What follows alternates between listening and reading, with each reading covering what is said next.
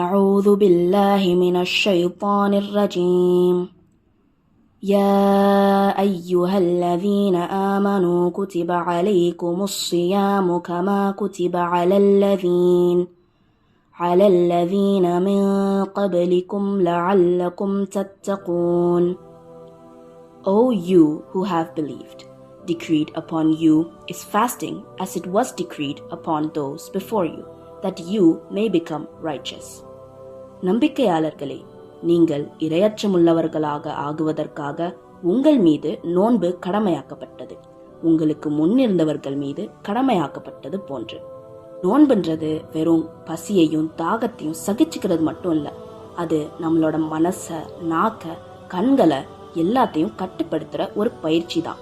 அல்லாஹ் சொல்றான், நோன்பு உங்களுக்கு முன்னாடி இருந்தவங்களுக்கும் விதிக்கப்பட்டிருந்தது, நீங்களும் தக்வாவை அடையணும். அதாவது நோன்பு நம்மள நல்ல வழிக்கு திருப்பி மனசை சுத்தப்படுத்தி அல்லாஹ்வை நினைக்க வைக்கும். தங்களோட ஆசைகளை அடக்கி பொறுமையா வாழ கற்றுக் கொடுக்கறது தான் நோன்பு.